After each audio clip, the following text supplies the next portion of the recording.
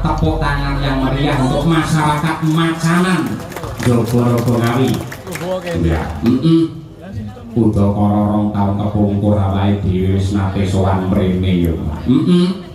Ya panggonane ya ning kene mung Ripalungguhan iki wis beda. Beda. Mergo mburi kelir kene iki sisih kidul kene iki wis dadi kraton. Ya. Iki daleme sapa? Putrane Pak Lurah Jarwo. Ya kuwi Mbak Lutfi Anjarwati. Ngono kuwi. Dalam rangka bersih desa tasakuran sing ditindakake dening Pak Kepala Desa, perangkat dan seluruh masyarakat ing Macanan. Ngono. Ora mapan oleh kantor desa. Kantor desa Macanan dalam proses pembangunan insya Allah tahun ngarep wis rampung lan dawuh sing tak tampa papane ya jembar, papane ya bowira, papane ya endah nang semake. Ngono kuwi. Mengko insyaallah mbuh kapan wancine, mbuh taun ngarep utawa rong taun kas yen wayangan bersih desa wis bisa diboyong mapan ana ning kantor desa. Ngono ya, Pak. Kaya ngono kuwi. Mula luwih dhisik aku kelawat kowe ngaturake panuwun ing tanpa upama marang pepundhenmu sing tetep tresnani kelawan aku sak kanca madangkaran ya kuwi Pak Lurah Sujarwo. Ya, panjen piyaine ya grapiak semanak, remaket semedulur, fair karo sapa wae. Karo masyarakat ya santai. Ya, uga ngaturke panuwun kelawan para panitia, para perangkat kabeh. Mboten kata lumpen wiwit sore mau dirawuhi dening pepundhenmu. Ya kuwi Bapak Wakil Bupati ing Ngawi nenggih Bapak Dwi Rianto Jatmiko utawa Mas Anto. Niki tasih lenggah Mas Anto. Sampun kondur nggih. Mau karo putrane Mas Dio. Mula ya mergo nganti putra tur ya pinter ndalang mongko sesuk dina sekolah kapeksa ya pamit luwih dhisik. Ya ora dadi apa sing penting sore mau Mas Anto wis mangestoni. Uga ngaturke panuwun marang Pak Camat ing Jogorogo Pak Teguh Wahyudi.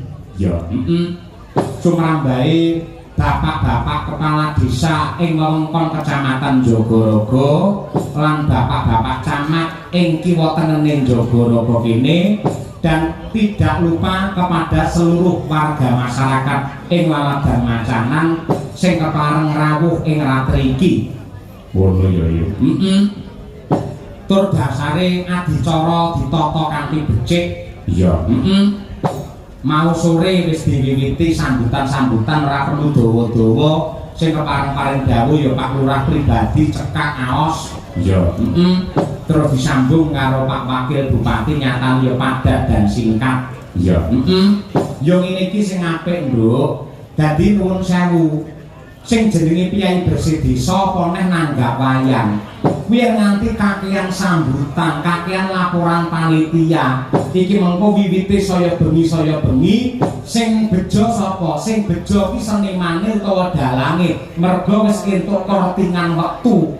Ya, nek sing rugi sapa? Sing rugi sing nanggap karo masyarakate. Lah, iki wis ditata kanthi apik, kanthi becik karo Pak Lurah, karo kabeh para perangkat, disusun sedemikian rupa supaya wayange wiwit sore wis diwiwiti, mau jam 09.00 tepat awake dhewe wis wiwit. Mergo warga masyarakat sing rawuh semene akeh kuwi yektine mung ngenteni kapan wiwite wayang, ndang gatekke crita, gatekke lakon, bar kuwi ndang limbukan terus sindene ndang igolan. Sing diteni kaya ngono kuwi yen wiwite terlalu malam, iki mengko saya kendho saya mlokro. Bah, iya ya, Pak. Ngono kuwi nggih. Sing dapur nderekake para warga masyarakat Macanan anggenipun tasakuran.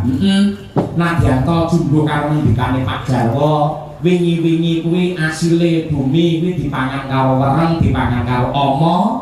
Lan uga bab-bab ingkang kedak memala kuwi mapan ana ing Macanan kene, muga-muga kanthi dianakake bersih desa ngresiki desane ngresiki penggali warga masyarakat sing lenggah ning Macanan kene karo nyuwun marang purbane Gusti ingkang Maha Kuwasa meminta marang Syekh Nugraning Hyang Agung wayang mung minangka daya tarik warga masyarakat Macanan kepareng tirakatan semalam suntuk ya kuwi nyambung rasa kelawan Gusti ingkang Maha Kuwasa muga-muga rampunge bersih desa ing desa kene tansah manggih hayu lan rahayu durga mendak kala sirna Yuwana Basuki tebih saking Sambekala para warga masyarakat tansah pinaringan berkah Pak Lurah tansah dipun paringi amanah satemah wontenipun namung sehat walafiat sehat lahir batin, tentrem lahir batin, lan uga pinaringan keselamatan donya nganti tekan akhir. Allahumma amin ya rabbal alamin. Hasbunallah wa ni'mal wakil.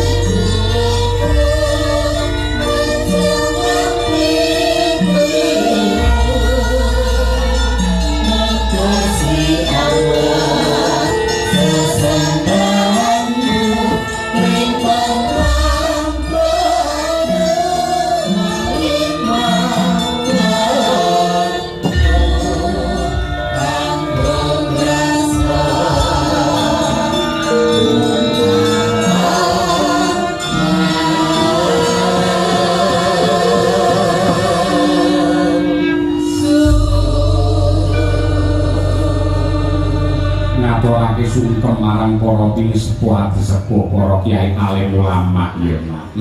Bener. Lan marem banget iso sowan ning macanan meneh, Nduk. Ya beda nduk karo desa liya-liyane adate yen sing kagungan hajat iki desa nganakake bersih desa ngono kuwi kabeh para warga masyarakat melu cancut gemregut, melu swadaya, melu iuran, melu urunan. Iya, lan macanan nek kene iki beda. Sedaya uga rampe ragate wis dicawisi karo desa, ana kurange dicukupi karo Pak Lurah Jarwo, warga masyarakat tinggal menikmati, mung panyune Pak Lurah piye carane wong macanan bisa guyub rukun manunggal dadi siji. Tegese pancen Pak Lurah Jarwo bener-bener menjadi pemimpin yang pintar melayani warga masyarakat, tidak menyusahkan warga masyarakat, ora ngebot-ngeboti rasane masyarakat, cintanya kepada masyarakat dibuktikan malam hari ini sangat luar biasa. Tepuk tangan untuk Pak Lurah Jarwo. Ya teman-teman.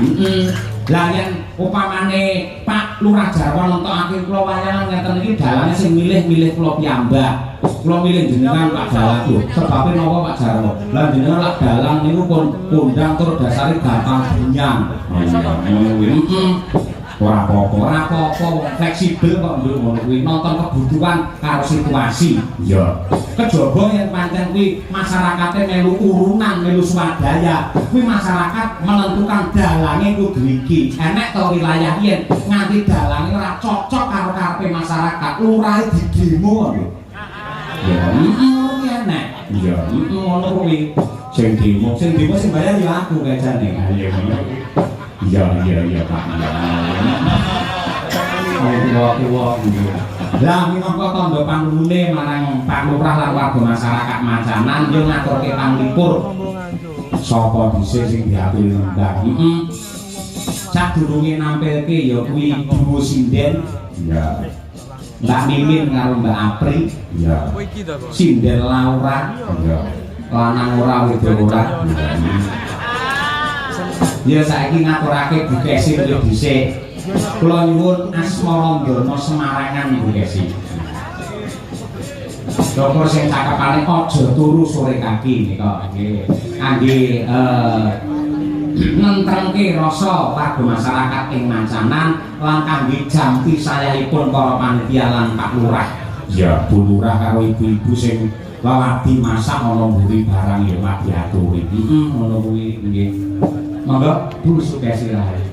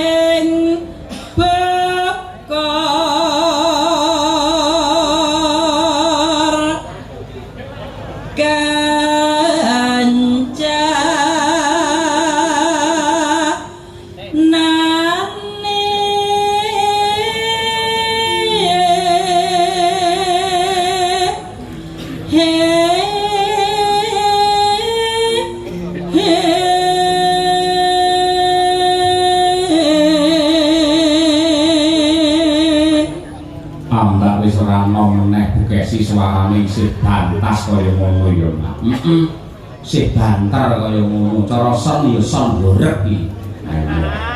Mergo kaya ngumbulke tinduk. Lek nyuwara bantere kaya ngono ora lek ngentut lho. Ngono rasa dirembuk mah. Tapi atiku mau loro-loro. Dek sore ndek mau atiku sakit. Ada apa sayang? Apa tumon? Wong aku ki karo sampeyan mesti sarimbet. sampean nang angger unggah panggung lah mesti tak dampingi mlaku bareng. Lah kok aku mau ngerti-ngerti mbok tinggal dhisik ning panggung, aku bingung ning mburi goleki sampean. Tak kira lek ilang dicolong ibu-ibu Laden. Kita harus munggah ning kene. Lah tak kira jenenge harus munggah dhisik. Wong biasane nek omah sing munggah dhisik lah sampean. Mboten Pak, tegese omah kula tingkah nang ngger salat teng dhuwur bekasi dhisik. Ayo Pak rene salat ngono kuwi. Wong karo dadi kok disalah. Nggih, kula seneng banget dalu niki Pak Dalang. Nggih. Warga masyarakat Macanan mriki jan kuatah tumplek-blek mresani wayang. Ketokaken warga mriki niku budaya sanget. Antara warga masyarakat kalih pejabat sami dados setunggal, mboten wonten ingkang padudon, rukun sanget. Eman-eman lek wayangan mung setahun pisan Pak Lurah. Lah kudune. Nggih, sesasi pisan ngoten lah. Kok sesasi pisan lek nganti Pak Jarwo sesasi pisan wayangan mongko diragati dhewe, engko ngarepe Pak Lurah ditulisi lurah sida ludes malian. Setahun pisan ngene wis apik, 2 tahun pisan wis becik sing penting rutin ngono kuwi. Nggih. Ning aku mau ning mburi daleme kudu wirangan Bu Desi. Pripun? Yakin demi Allah. Aku bar mangan bar gumbren karo kanca-kanca to. Nggih. Enak apa ingkung mau aku melu mangan ning kono tanah keluarga. Lah nek sanding apa kuwi jenenge kerang kuwi lak enak ning botol ijo. Biasane tuh aku sunlight apa ngono to. Nggih. Heeh. Lah tak grujuk nih bae kok pertalit. Kudune aku ora pas ngrokok, yen ngrokok iso bel ngono tanganku. Lah nggih kok saged to Pak Lurah? Kok temen kuweten pertalit kagem menapa, Pak? Lah ora ngerti. Pak Lurah terke pirang-pirang ora. Oh, Redam pirang-pirang lho ya mulai rane rangkal kaya ngono kuwi. Nggih. Nanti sepene sik pinteranyas ngono ae. Nggih sabar nggih tak kosoki sayang. Wis tak kumbah tanganmu. Heeh, ya kudu. Nggih. Terus ki ndak kelangan ngono.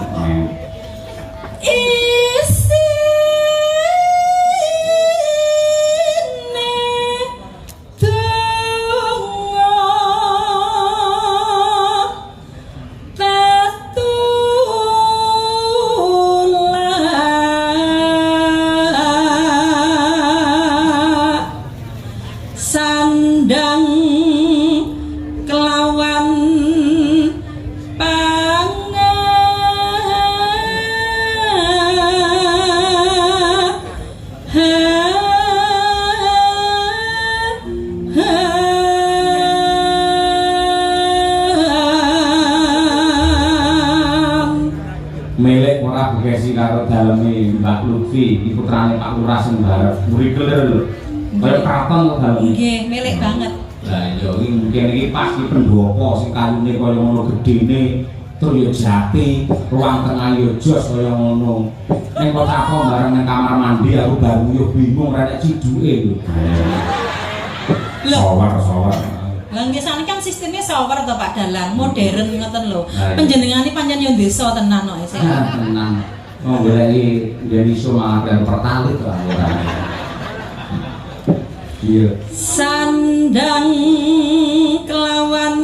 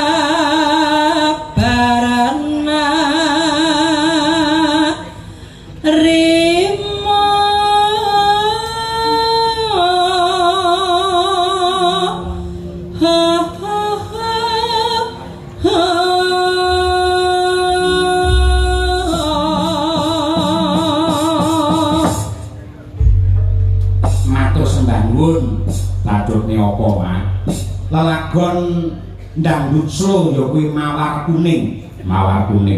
Ini adalah doa untuk warga masyarakat Macanan mawar adalah bunga yang indah dan harum, kuning adalah emas. Semoga dengan bersih desa malam hari ini seluruh masyarakat Macanan tetap harum dan indah menuju zaman keemasan.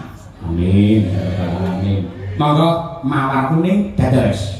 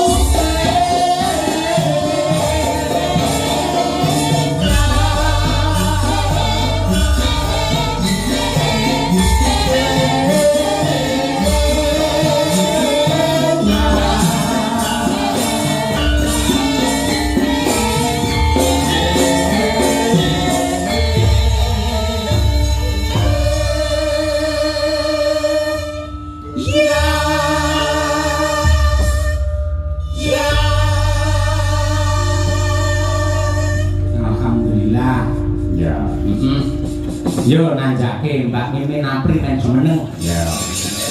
Turi-turi putih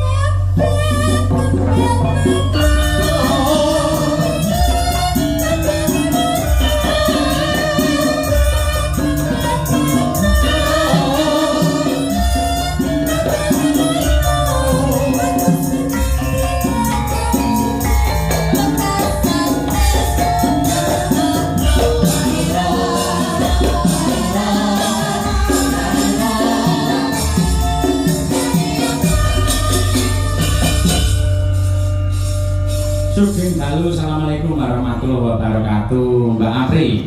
Waalaikumsalam warahmatullahi wabarakatuh. Mbak Limbo Mak Cangi. Sehat nggih Mbak Apri? Sehat, wilujeng pangestu panjenengan. Laris ya. Alhamdulillah laris.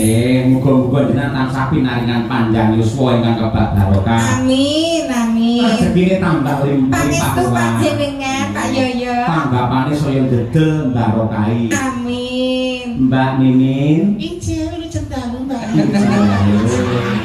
Jenengan nggih mboten kula bedane tetep kula dongakne. Injil matur sembah nuwun ngaten menika lho ing kula menika saking panjenengan. Kula adil to. Injil. Nggih, jenengan ingkang sapinaringan sehat. Amin pangestunipun lho. Pinaringan berkah. Panjenengan matur nuwun. Arek ayu. Pangestunipun. Lepas parane jembara kubur. Aku riyen. Benjing. Benjang, Benjing. Jeng. Pirang puluh tahun. Injil benjang Mak. Tasih kamu Injil. Mungkin jenengan tetep kula dongakne panjang umur. Amin pangestunipun. Dadi wong sak donya mati kabeh jenengan sing urip dhewe. Dadi wong wis dolane kowe kelak-kelip dhewe. Yo aja to Pri, yo cukup umur ngaten kemawon Jil. Sudah umur. Nggih. Apa gunane umure dawa wong nganti 200 nek mboten sehat nggih. Lah, Sing penting napa berarti? berarti ya sing sehat. Oh, sehat kok ora laris. Oh. Cukup, mboten kudu laris sing penting cukup. Bedane apa? Sugih kali cukup. Nek wong sugih niku mesti cukup. Ning nek wong kecukup mesti sugih. Contone. Contohnya ngeten, nek wong sugih belum cukup hawane mung kurang dan kurang. Murka ngangah-angah sing kudu hak milike. Ning nek cukup pandhe bersyukur. Nggih. Kaya kula ki duwe bojo siji wis cukup. Nek pengen tumbas, tumbas daharan nggo kuliner. Lambe ratimu ra padha kowe men. Tumbas daharan. Sehat. Mau lagi metu nyule wis ming lho iki. Mbak Mimin lah aku lek ngurmati nganti koyo ngono iki. Lah nek nang omah kulinane lek suki men ngoten. Ya aja kirang-kirangke ngono kuwi. Apa Mbak Apri asline jenenge apik to? Alah jenenge Panut. Panut Wibisono, nek teng omah bengkel ngetap polisi nek sampe ditap kalih Apri. Panut. Iki jenenge imut. Imut itu. Imam dan Panut. Imam ki sing ditojos, sing nyawen kuwi. Layak rek sore mau Mas Imam sing nabuhi le ngangge beskap bingung ae imut ae. Mergo sing ketemu kalian jenengan to Mbak Apri. Arep petok aku brewoke dicukur. Dibabati ya. Nek koyo kolon jono dibabati. Lho, sampeyan nek wong nyambut gawe iki bener nomor 1 golek duit, bener golek sandang tangan. Tapi ada yang lebih dari sekedar uang, kenyamanan hati. Nggih to, coba kowe nyambut gawe dibayar akeh, nang bosmu juraganmu gualak, lu rampung gawe wis diperintah meneh, ulate buket apa kowe nyaman. Nek kowe bayaranmu jane sak madya umume, jelas ketemu sing tok tresnani, kancane penak, dadi ternyata kenyaman hati niku ya penting. Oh, dadi sing pertama kudu nyaman nggih. Nyaman. Dadi duwe iki mboten nomor 1 nggih. Mboten nomor 1, bisa menjadi nomor 10, nomor sekian. Karo Pak Jarwo susu mboten bisa ngono, sing penting atine nyaman mboten masalah nggih. Lah kula Pak Jarwo menurut mes sembunyi pun nongkok ati kula kok. Nongkok lho. Ternyata dengan bertambahnya usia, nyusun wong wedok iki pengine wong ayem dimengerti. Sing wedok sapa? Hamba. Nyuwun pangapunten Pak Jarwo, kula mboten salaman kalian panjenengan kok nyon sewu kirang sopan kok mboten. Kula katemben santun busana, nek tak unggahke wentisku ketok. Heeh. Nek tak dukke payudaraku ketok. Lah ya kok dadi nyon sewu kula mboten. Payudara apa ngabrakan isi kanebo kok. Nyon pangapunten kok Mbak Mimin kok ternyata sombong. Nyon pangapunten saestu mangke salanipun dipun rapel nggih Bapak. Aku lho wis foto karo Pak Jarwo. Pak Jarwo nyerak ngeten iki. Mosok jenengan iku lanang, Mbak nggih. Napa ditiliki pripun, Pak? Aku mungkin menipu lho, Jas. Lho, Dongake warga Macanan. warga Macanan kula dongaaken mugi-mugi sasampunipun ngawontenaken adicara bersih desa tansah pinaringan dirgaya yuswa, rejeki ingkang gangsar berkah barokah, tutuk ngomong putra wayah, ingkang sekolah nggih pinter ingkang sekolahe, ingkang ngolah tetanen matikel-tikel panenipun, ingkang nembe meteng mugi lairan kanthi slamet. Anake nek metu lanang dadi lanang tenan. Tulen sejati. Nek metu wedok tenan. Tulen. Aja kaya kowe. Kowe. Nah aku lho cek motok lho. Body language-nya lho. Motok apane? Sex appeal-nya lho. Seks appeal anggar bar wayangan kok bokong kok saking selampir. Dipene. Ning yo sungguh sarana lho. Ning jenengan kudu matur nuwun karo Pak Jarwo. Pripun? Matur nuwun karo warga masyarakat Macanan. Nggih. Nuwun sewu jenengan lek kiai khusus. Ya wau lho, yo ora lanang yo ora wadon gitu. Dikhususkan ampun khususan lho. Mboten. Kudune lek umume lho, nuwun sewu umume kiai kadang jenengan lek turun dalan yo icing-icing ngoten iki lho. Ratin-ratin. Nek kalian Pak Jarwo dipun mulyakaken minggah wonten pepanggilan dados bintang tamu untuk menghibur warga masyarakat ing Baladgan Macanan. Tegese Pak Jarwo memanusiakan manusia yang mempunyai karakter walaupun beda. Sembah nuwun ya Pak Jarwo. Jarwo sembah nuwun. Kaya keselam banyu sepindu rasane priyo. Moten sembah nuwun Pak pun. Sira banyu aki. Pun monggo anu batang ngeten iki Pak. Kok batang lho? Oh sembrono. Ki ugi kerawan bapak-bapak kepala desa sekecamatan Jogorogo. Ugi Pak Camat rawuh, Pak Kapolsek, Pak Babinsa, Pak Danram. Aku wedi lele. Lama Pak. Nek bukan Pak Kapolsek wedi apa? Lah awane kaya pengen dibedil. Ya ora, mesti digaruk kuwi ya. Mbok ya nalurimu begenten iki lho. Lah kok pengen dibedil senjata tidak untuk menakut-nakuti. Lah piye ta? ngawekani. Nek ana tindak kejahatan sing ora iso ditolerir lagi. Lah ora wedi aku semasa iso pendekatan persuasif, nggih to, dari hati ke hati, kemasyarakatan, iso ora mungkin bedil kuwi ditamake. Jadi jangan menakut-nakuti. Bedile pira wae? Loro. Kok loro? Bedil dinas itu nggone Mbak ngurangi jumlah penduduk. Nek bedil pribadi nggone Mbak tambah jumlah penduduk. Ya tergantung lek ditembak no. Nek sing ditembak kowe ora tempuk peluru do peluru.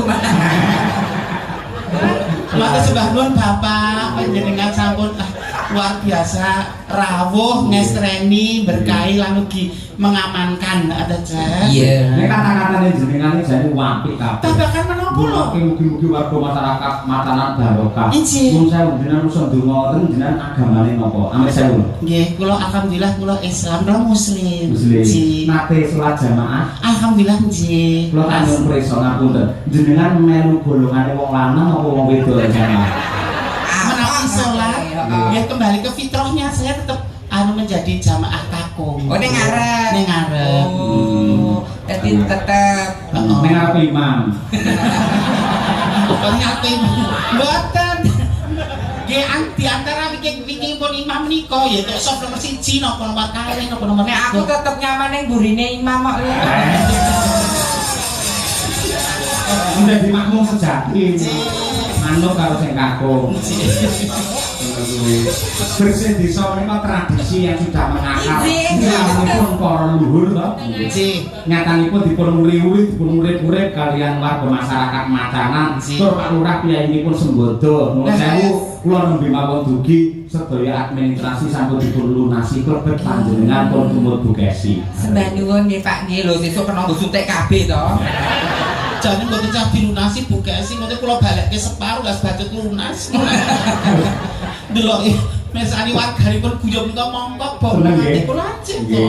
Pundi-pundi papan ini niku Agustus lak demo to Mbak. Demo. Solo ngoten Klaten kok meh kabeh ngoten. Namun di Ngawi Ramah tetap kondusif, tidak ada kekerasan.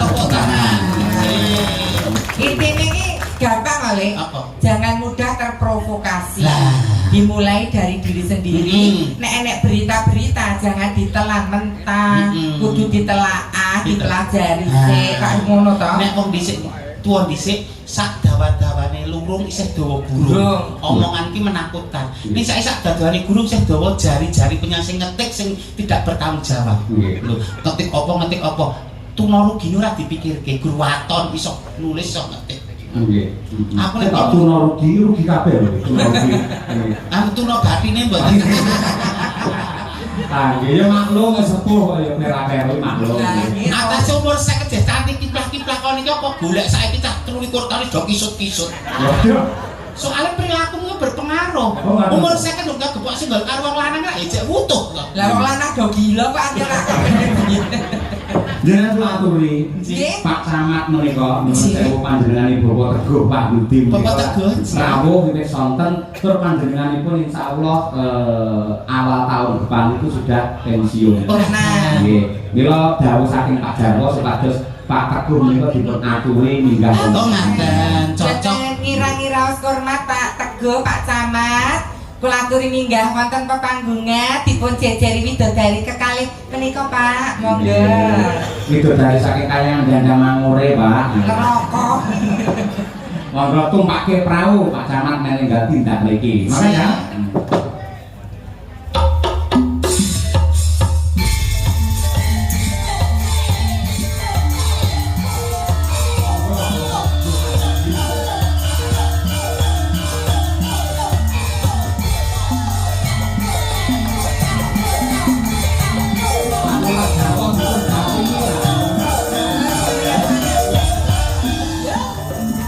Halo Pak Teguh, Pak Camat. Sugeng dalu Pak Pidalang. Nggih, matur nuwun sampun mangestoni kula sakonten lan warga masyarakat Macanan. Niki dalem nggih matur suwun sampun dugi wonten Desa Macanan, Kecamatan Jogorogo.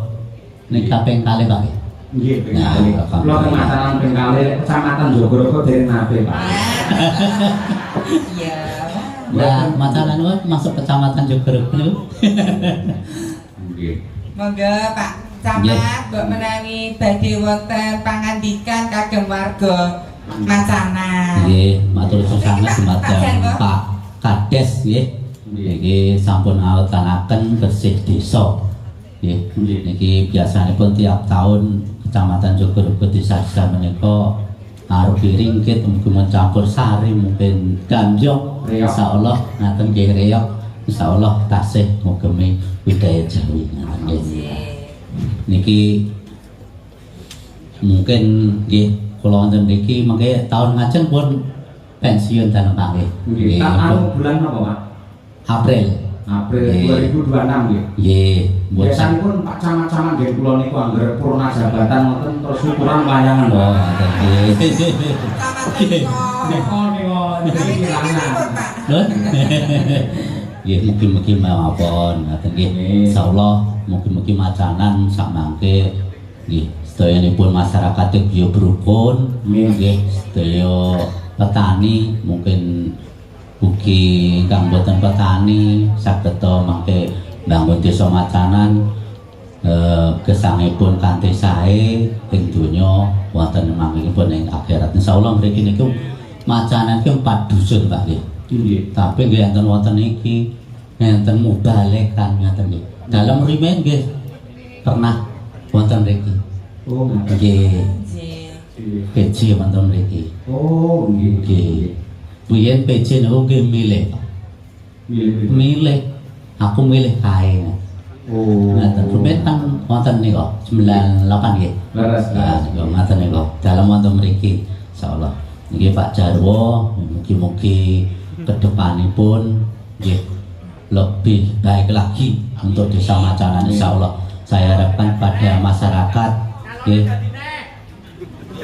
Iya, kudu ngaten nggih kudu kendak. Nggih insyaallah mugi-mugi masyarakat Desa Macanan monggo nyekuyung kanthi nggih ikhlas kanthi sembodo nggih. Mugi Macanan menika saestu nggih.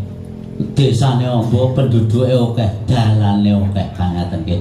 Mugi-mugi saya wau nek disempuyung kanthi sareng insyaallah enteng kan ngaten nggih. Amin. Padahal Terus Pak Jarwo menika nembe satu periode. nggih nembe 1 periode. Mugi-mugi sak mangke kedah 2 periode. Amin. Insyaallah. Nggih. Nek sing nyekuyung kathah Pak Kades ngaten nggih kathah. Dipun tresnani warga. Nah, Pak nggih Jarwo. nggih. Nggih. Pripun Terus- Pak Camat? Kersakaken menapa Pak Asal saya anu kirimipun Pak Jarwo menika Bapak sinten? Nah, Nggih. mriki masipun Kang nasipun Pak. Pak Kades Brubuh, dadi masih Pak Jarwo pangapunten. Asma Bapak? Pak Motor Kuwi nggih. saderenge pensiun nggih. Pensiun polisi. Nah, Oh, nggih. Niki ingkang Kades ingkang saking Polri kalih Pak. Nggih. Wonten Jaten kalih Bandrubung ngaten nggih insyaallah. Kuwi mantan anu lho Pak Polisi lho. Insyaallah ngaten. Dalem wonten mriki mangke saumpami tahun 2026 di Jogorogowo 9 tahun lebih 3 bulan. Dados camat tapi saderengipun kula nggih wonten mriki 10 tahun. Wiwit ngetik ngaten nika. Nggih, dadi pun lami saestu. Nggih, pun pindah wonten sini nggih sampun. Wonten Paron nggih sampun, Ngawi kota nggih sampun, wonten Bringin nggih sampun. Alhamdulillah. Mugi tambah amanah lan barokah. Amin amin. Mbok menawi nuwun sewu saking Pak Notaron wonten barokah. Sampun. Oh nggih. Tadi Mbak Lurah mbok menawi badhe wonten pangandikan. Monggo Mbak Lurah. Sakit menapa? Nggih, sembahken matur suwun dhateng masyarakat Desa Macanan khususipun lan matur suwun sanget dumateng Pak Teguh Wahyudi selaku Camat Jogorogo atas bimbingannya selama 6 tahun sampai ke 7 tahun. Mugi-mugi di masa purna Pak Camat nanti selalu diberi kesehatan dan keberkahan. Dan mudah-mudahan selalu di umur panjang yang barokah. Amin amin ya rabbal alamin. Nggih, matur suwun. Mbak Bre Pak Camat ngesaken lelagon menapa Pak Camat? Yo sing ngadegi kok lanang kabeh. ayo terlimo pendowo. Gunane bintang tamu kaya gitu mendampingi Pak Camat dan Pak Kepala Desa orang Ibu Kepala Desa ora bakal duka. Aman ya Pak. Ibu nggih wonten Pak. Ibu kepala desa nggih wonten. Lah nggih. Wonten, insyaallah wonten. Dadi Pak Badhe Camat nembang masakan menapa badhe nyari nani ki Mbak? Napa masake kula, Pak? Lek. Walah, kok nembang napa nggih? monggo kersa Bapak. Enter urgent ya Mas, betul. Wah pun pajeng Pak. Kula kan budi-budi ki namung mriki kan. Kaset ya, lungi tengah asmara kemawon. Oh, yes, Ada kara kok. Iya. Monggo belum ngiting asmara sesarengan kalian Pak Camat Jogorogo Pak Teguh. Yo, Cang. Dadah.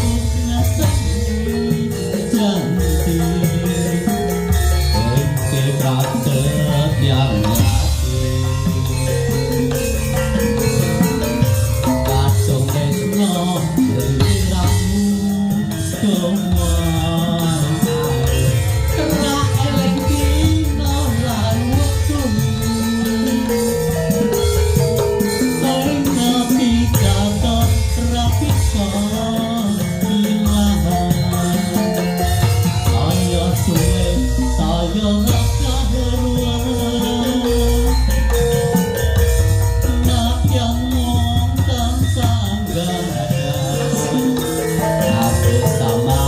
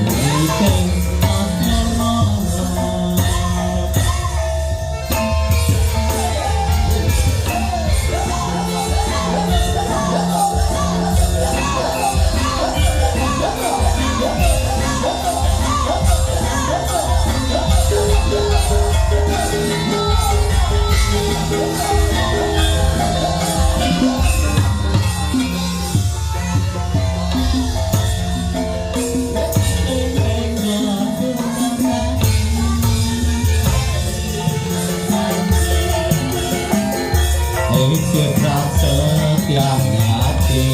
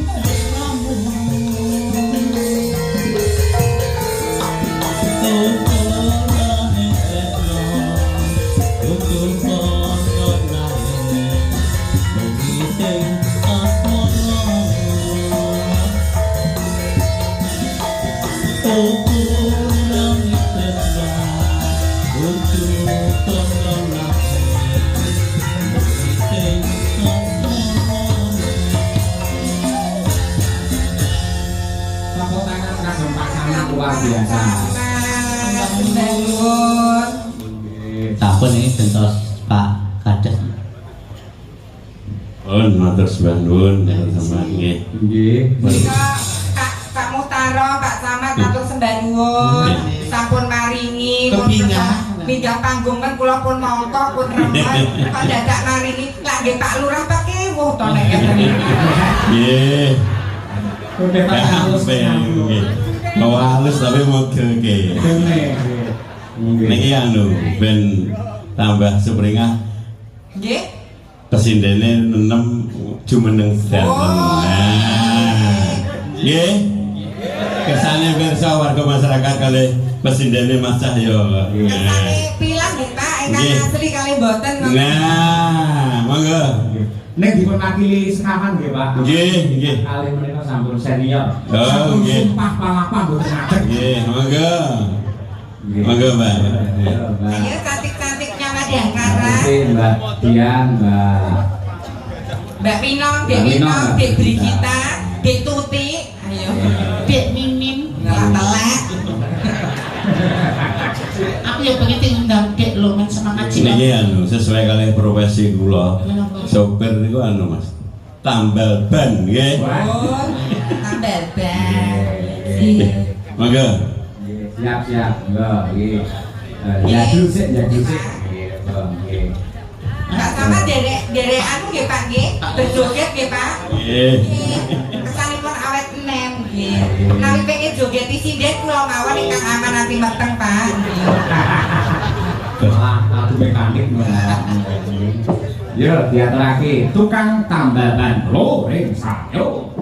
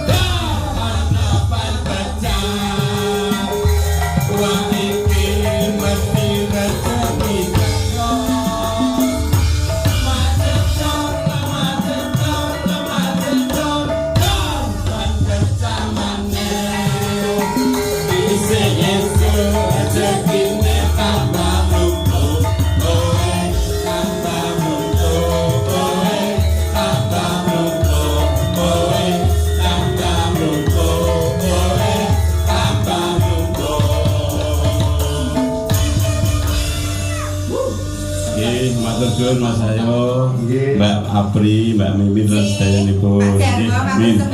Nggih, Mbak. Mas. Sembah nuwun. Bapak, matur sembah nuwun. Piye? Nggih, Bunda. Bundas. Iya, Ayah. Ayah. Iya Bundase. Sembah nuwun Pak Lurah, Pak Camat kalian Pak Muhtarom, Pak dengaken dumateng swara. Sembah nuwun. Mbak Mimin, jenengan nek krungu tembang ngeten iki lah tembang jadul lah Mas. Nggih. Jenengan riyen nuwun sewu lho, ora kondol buka pati mboten. Jenengan nalika ngamen-ngamen riyen nggih tembang ngeten iki. Nggih, nek kula riyen Sekondok Dua Cinta. Aku bukan sekedar hidangan, toel-toel, sepiring berdua. Loh, jadi kan pendisik kan berawal dari pengamen jalanan tali. Yo, kabeh iki kanggo proses to, Jess. Ora kuwi atau Dadi iki kan prosesmu sebelum jadi bintang tamu kan kowe yo kristalisasi lah keringat. jadi payahmu kan ning dalan ning ngebis ngamen. Lagi ben para pamirsa ki pirsa piye zaman dhisik. Ning iki rami-rami aku to. Ora praktek lho. Aku lho dibuli karo kanca-kanca iki. Ora kok sapa sing buline tak tekak. Sing tekak paling siji kuwi. Nggih alate. Ya, saiki kan nggih pun mboten kados dhisik nek dhisik kan kula anggar rok mini. Saiki kan aku wis hijrah ke jas. Langgar nganggo rok mini bocah gur melet ae kok. Ayo. Kok bocah kok melet nyampe kok. Lah aku kan wis hijrah ke jas ke Islami. Oh, ki anu Islami. Aurat lo mas ada di kosan. Berkibar jilbabmu di setiap waktu, di sepanjang zaman kulihat kamu. Karena jilbabmu meredam nafsu, busanamu. Iki lagu jilbab Kosidan. Berkibar jilbabmu, anggun di wajahmu, sekilas senyummu menambah ayu.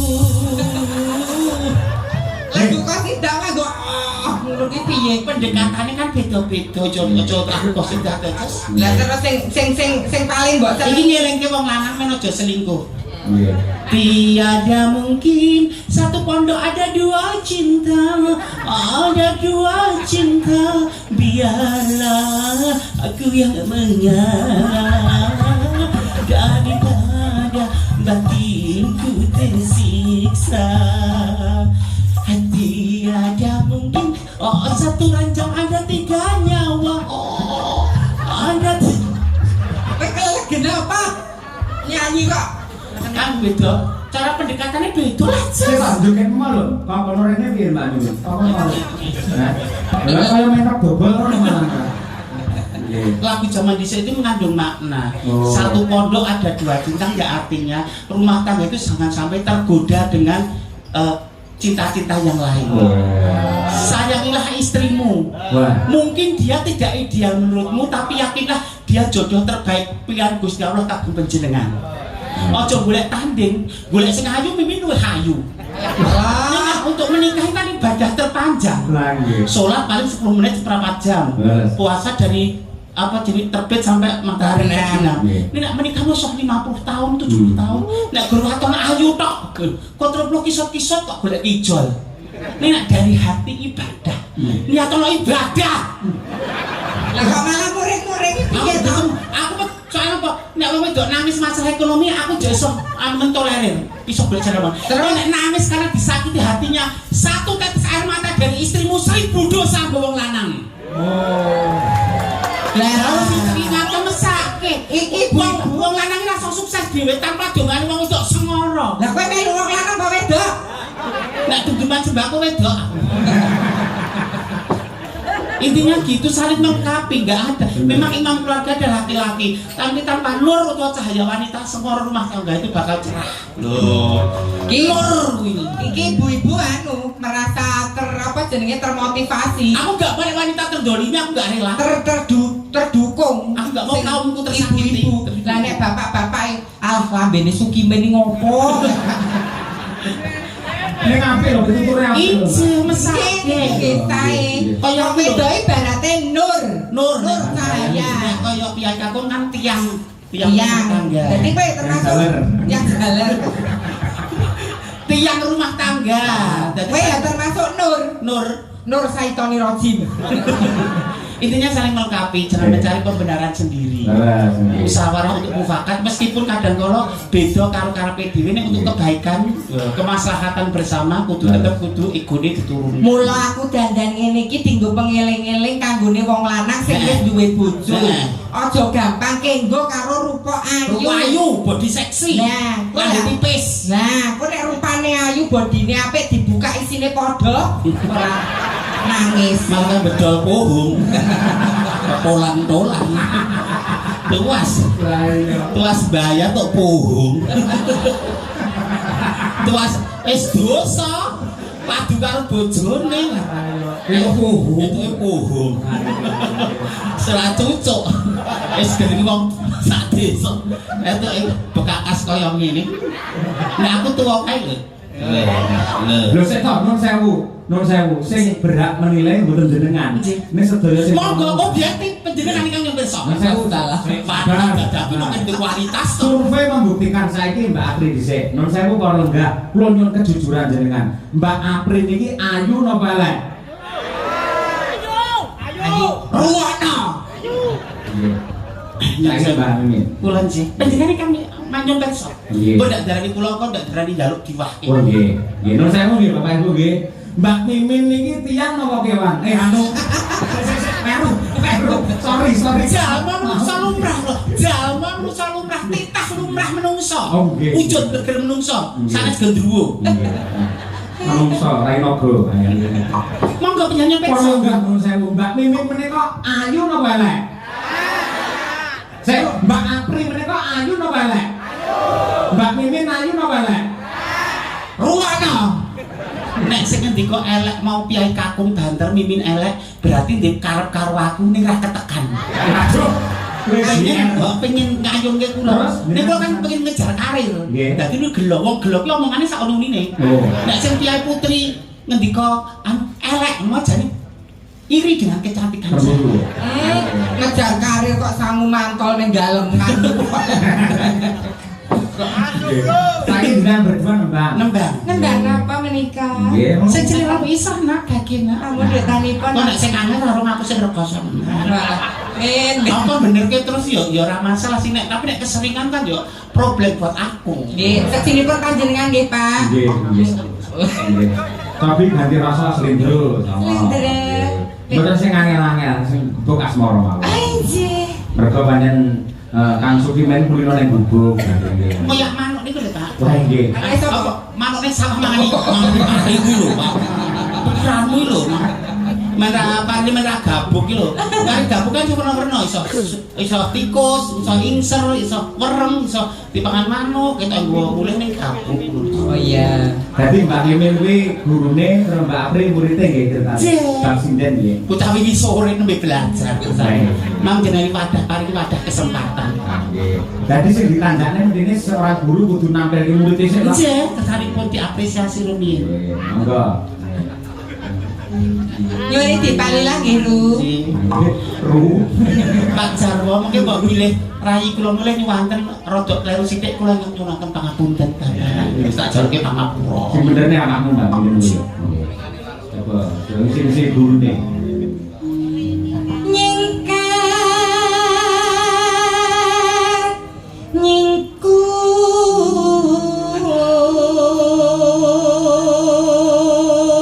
Singkur-singkuran ngene iki ya jes nek jatuh cintanya kamu.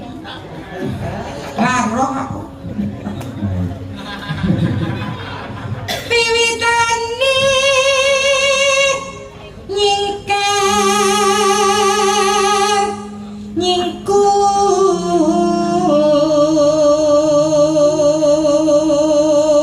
Sing gedang jaipong kok mangkat tapi tengaren wingi ning Kendal iki ra mangkat nih cintane Kendal kae. Mas, lama nggak jumpa. Gogroknya dosa ya mas, salaman ini ki. Ini jauh ya mas, wujudku elek. Nek kon nambung, sing kudu mukrimi aku ya lega. Nek dibayar lah, kuwi beda. Duda lo mas. Duda lo. Oh, malah bukan lagi. Kok malah ditetake? Karena ini. Nek kuwi ndeke kancaku, aku ora mungkin wani ngrusak pagerayu. Apa yang saya sampaikan di depan itu jangan sampai nggih. Nek ini kan ora masalah, Mas. Kowe priyo diwasa, aku wanita klono dimongso ora ya wis ora masalah. Novel, kowe ki diterai pakmu gede kok awet iki piye to? Aku gedulmu kuwi.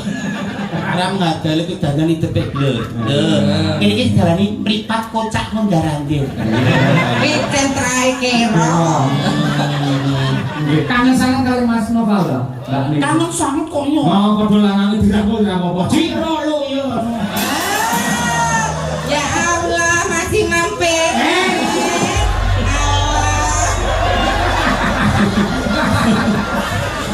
Masih mampir apa baju?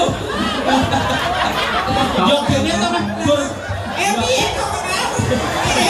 Piye lho? Kok ditahan iki kok malah kono?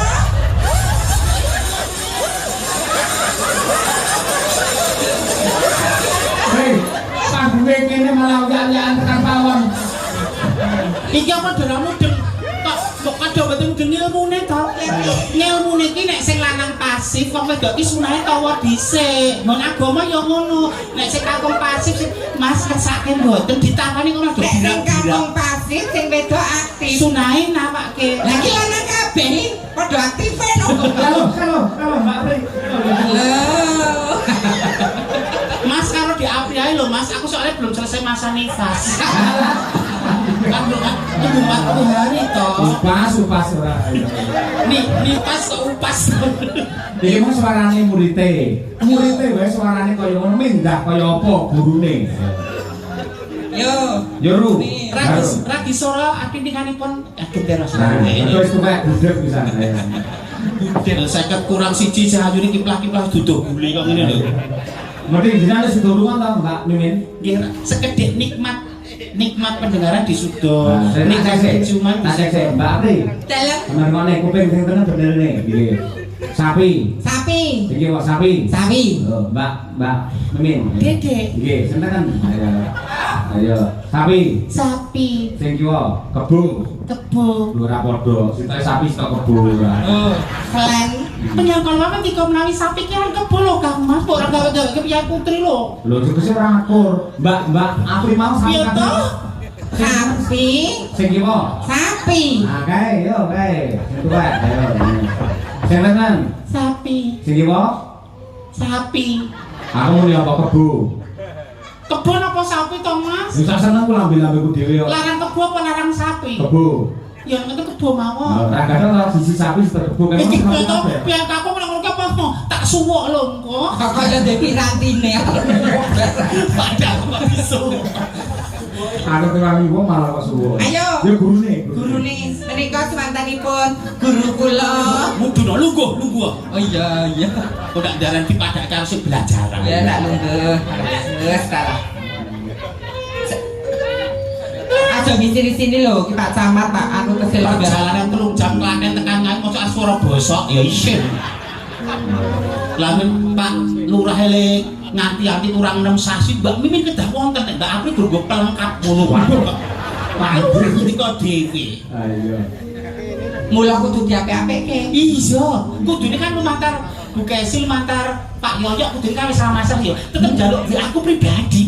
Pak Lurah kuwi. Isi. Oh, mergo awak mau digecek. kayak anggo apa Menawa.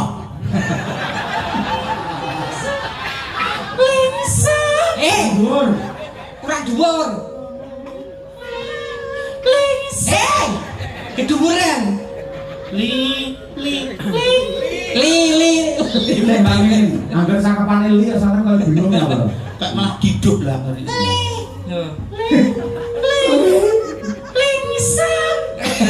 iki lek lair ki telakmu lek Menawa sih. Itu saya nang. kanggo laratan lah Lingsam. sama ngira burli kok Lingsam. Oh, kerja. Ayo. alah Lingsam. Ora. guru agesot Sido lingsem tenang. Baru awalan sih awalan sih Dok. Lingsem. Lingsem yang kemutaan.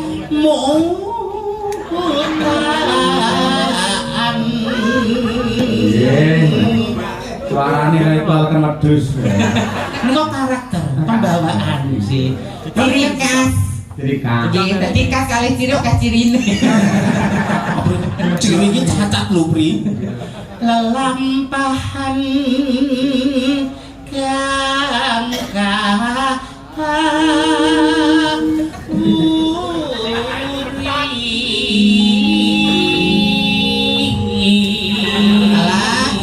Nyapo disendal barang iki. ayang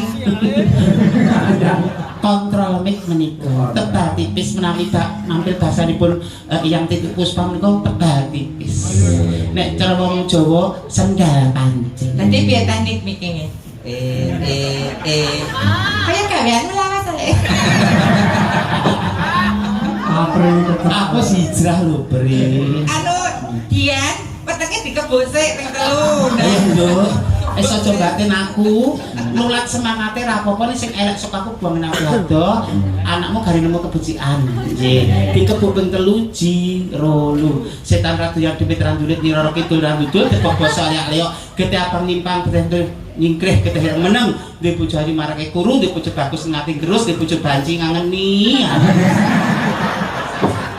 Ojo ngantek kaya. Di bojo bensi mari gelis mati. Lah apa? Golek nggone ra tau petokan.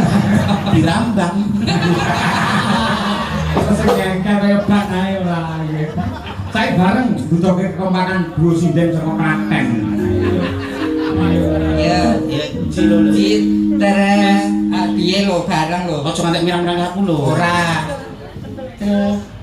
Ayo men yo. Ayo Ben. Aku pakai nafas diafragma apa nafas apa ya? Aja napas ae. Terus Siji, loro, telu. terus Keprok lho kowe komen. Tresno tulus nadyan nengku bogas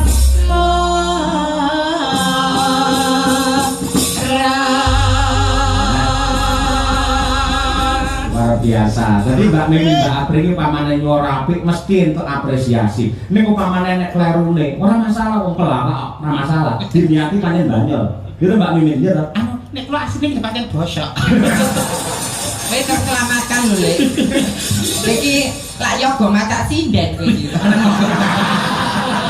Lah kan dadi diro wis kalah karo Mas Tasril wis metu. Ape carane nyasak madang karane carane mesak. Kowe lho, kowe nek ra dandan iki dadi adus Pak anu lho Kamit. Yo ora Mas Kamit cah. Halo Mas Kamit.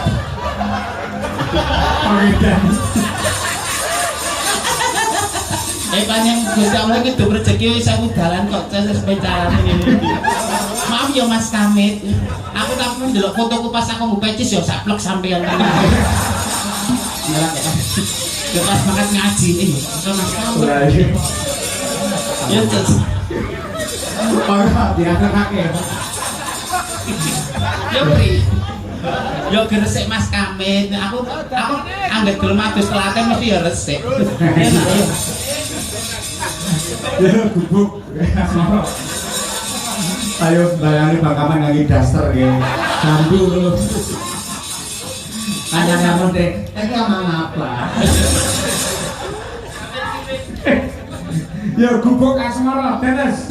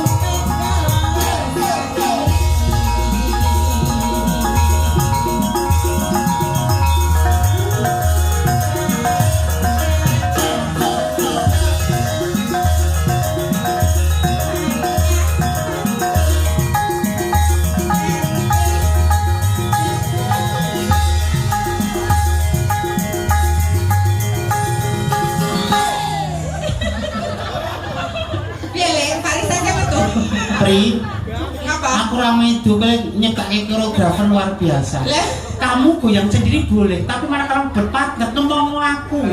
Nah, encok kuku pakai tanggung jawab, Pri. Salah itu wong. Tuwa ya lagi laris kok. Kamu Wendro, Mbak. Mbak ini piye ta? Jogetmu piye ta? Iya. Pak. Yung. Ayo yung.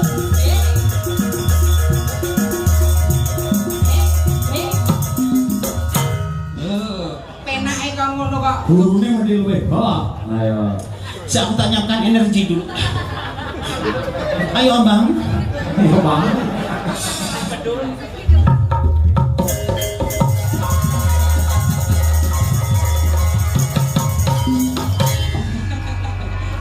Walah Al-Fatihah.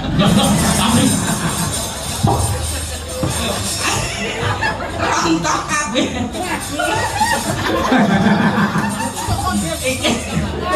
Piye tapi sapa ndene iki? Mbok dipakur ndase ale. Hei, Wis ya. Ya. Ini kau Dewi Roro Jumbrang aja nih. Yo, kita. Ulang.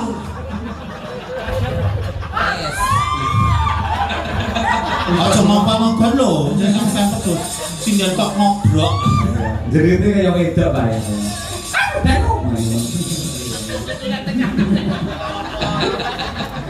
Yo, Ayo. Catatan sajroning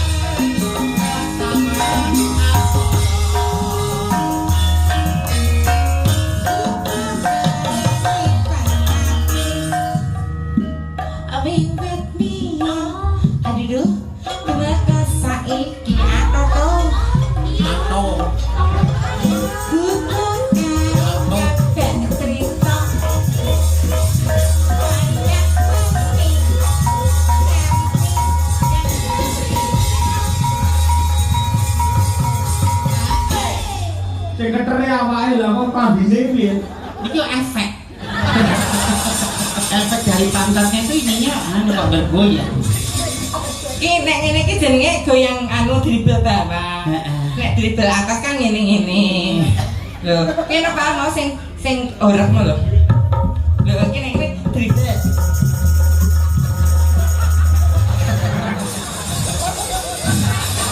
Kok ngono iki ya ta? Lah pelak digoyangke selambeh tekan weteng kok. Kane gune kuwi. Lho Mbak Sanggo goyang mah miring lho. Kena noleh. Mas tak ndak ketolene iki daripada go nyamak karo glegeken. Nyamak karo glegeken.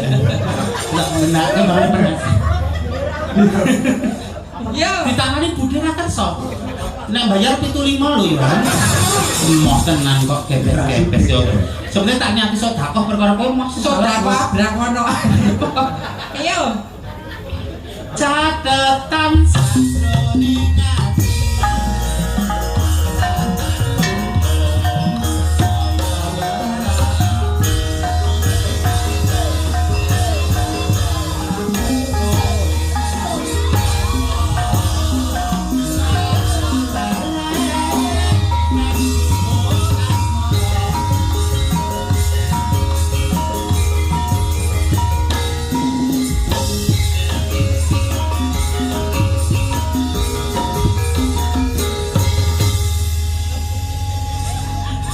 Bingung iki piye digane sekarang anyar karo kanca-kanca. Kok kisinan. Lah biasane bisa nempur lah nih kok ping kalih to masih mungkin. Musikalitasmu jongkok berarti pri. Ngono kuwi kudune sing semak. Nggih. Terima kasih Mbak Mimin, Mbak Apri. Nuwun. Menika wonten Nawala. Nggih. Buat Pak Dalang Cahyo Kuntardi minta lagu Cinta Merah Jambu Cinta merah jambu dan Ela Elo. Merah jambu.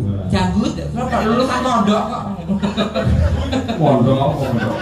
Bersalin mobil. Oleh Mbak Tutik Mbak Winong iki. Weh. Salam rahayu matur nuwun saking Pak Kadrin Maryudan. Nak Kadrin Maryudan ngesake cinta merah jambu. Ela Elo, ayo. Melailo monggo.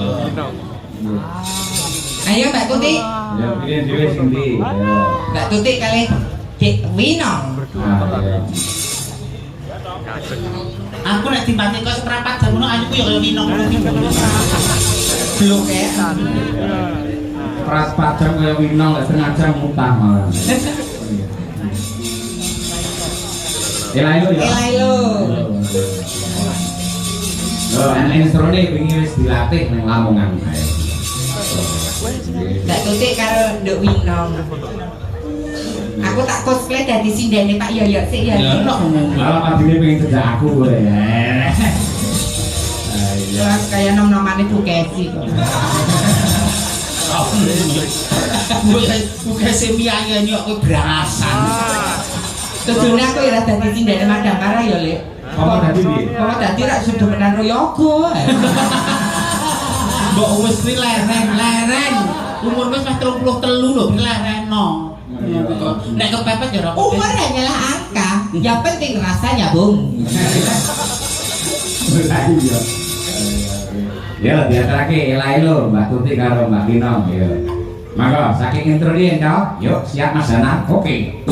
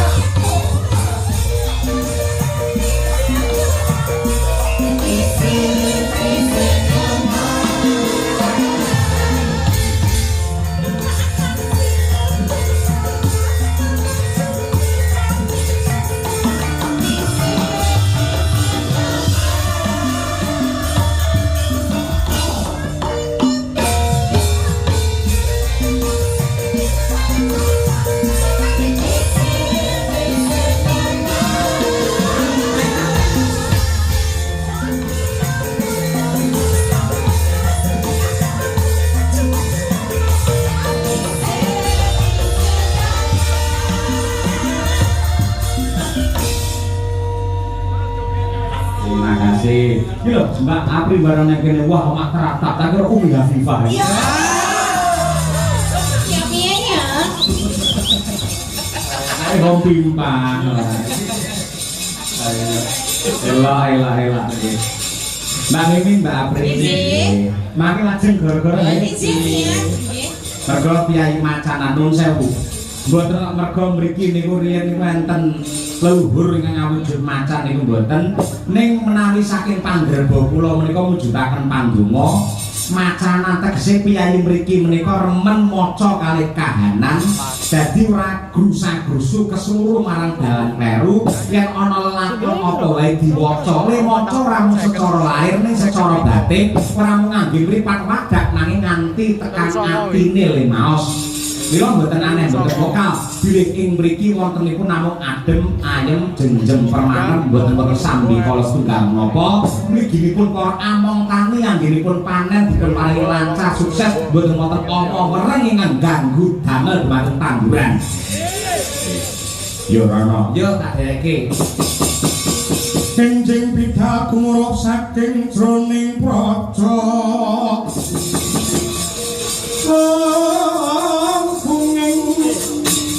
Kang Balakrishna tabra pusananira Surya wedal ira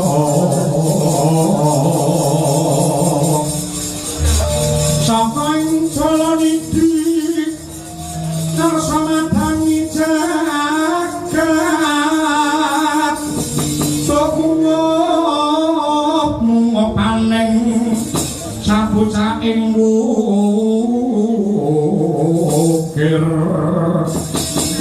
martabak sumirat neng sorot ing surya mega lan gunung